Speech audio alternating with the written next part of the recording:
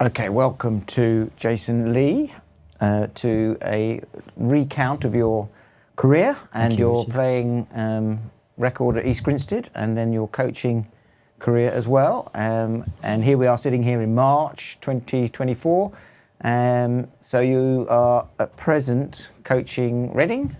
How long have you been coaching Reading Hockey Club for? This is my 7th season. So, and myself and a gentleman called Danny Newcombe, who's the Welsh coach, we've been flip-flopping as head coach, assistant coach across those 7 years. 7 years. Okay. So, I'm currently the head coach because Danny's wife had a baby at the beginning of this season. Okay. So that's why it's this way, and we've sort of flip-flopped across the time. Double teaming it. Yeah, it's been nice. That's quite a good way of doing it. It sort of shares the responsibility. That's good. And so Reading are at the moment in the Prem and hoping to stay up this season. So for the 7 years, going back before that, when did you finish your GB coaching role? Did that follow? Was there a gap in between? Or? I don't think I've ever had a season of not coaching. Right. So I finished with GB in 2014. Yes. I didn't coach the start of that next domestic season, but I did start coaching Bromley Beckenham. Yes. In that season. Yeah. So one of my early clubs, actually the club that I played for before I came to East Grinstead, was Beckenham. That's it. When Bromley and Beckenham were separate. So that was quite a nice. That's a nice connection. So there's some people still at the club from my time back then. Even then, yes. Yeah. So, and then with the GB role, so that you finished there in 2014. How many Olympics did you coach? The GB men's team we're talking about, yeah. Yeah. So I coached 3 as head coach. Yes. And I was around the Sydney 2000 Olympics as kind of like a catch-all assistant coach for both the men's and the women's group. So. And when you started the GB job, you were the youngest head coach GB have had of either gender, I should imagine.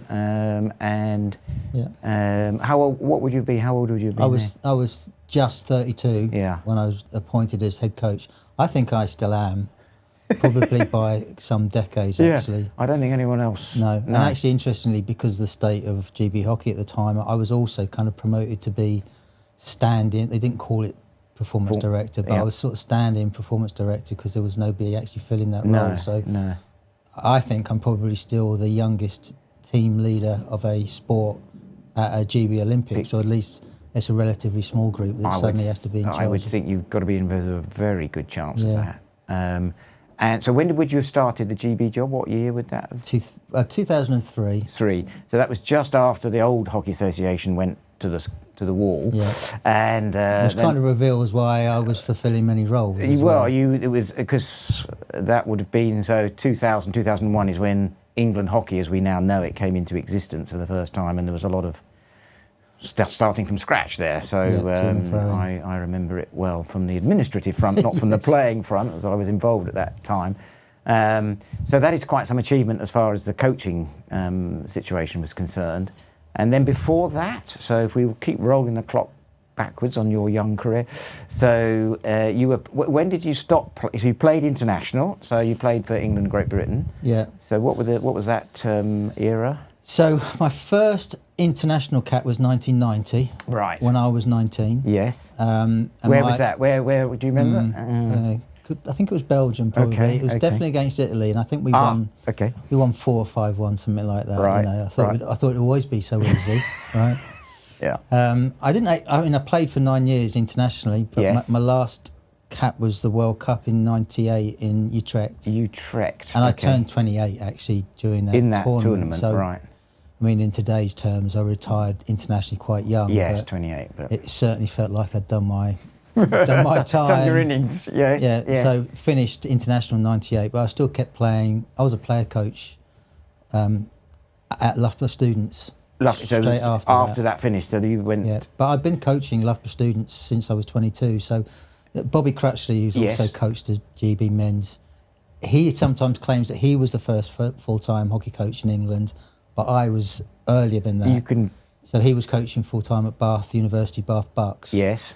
But I was full-time. So even at that point, as you know, Richard, even the GB coach wasn't a full-time No, position. it was. So I was a full-time coach at Loughborough University. Yes. I started in 1992. Yeah, 92. Yes. Yeah. Okay, so that would have been the tail end of And who? So Mike Hamilton was coaching a GB team at that time. Would he have been there? He was a bit later than that. In the early 90s, that sort of almost straight after your time, yes, the coaches were coming and going like a a revolving door. Yeah, it was a difficult era. I'm not sure that anybody really stuck with it for any length of time. Okay, so then for playing career. So while you were playing GB, which club were you with then? Where were you?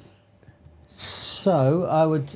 When I was playing for Great Britain, it was East Grinstead, and then I played for Old Latonians, and I'm actually caveating why did I leave East Grinstead, right? Yes. In that period playing internationally, because I was actually still at Loughborough University, so I was coaching the students full time, and I was studying. I was doing a Master of Philosophy, right, and playing international hockey and playing for East Grinstead. For those who don't know, it's arguably a 320-mile round trip. It's quite a journey. It was a dubious decision to keep playing for East Grinstead. Well, yes. And to be frank, the mileage just got on top of me. So I half the distance and started playing for Old Latonians. Yes. And internationally, that's I was playing when I retired. When you finished, But as soon as I retired from playing internationally from Old Louts like that was still a sort of, probably a 200-mile round trip. So that I very quickly ended up playing and coaching for Loughborough students. Loughborough students, yeah.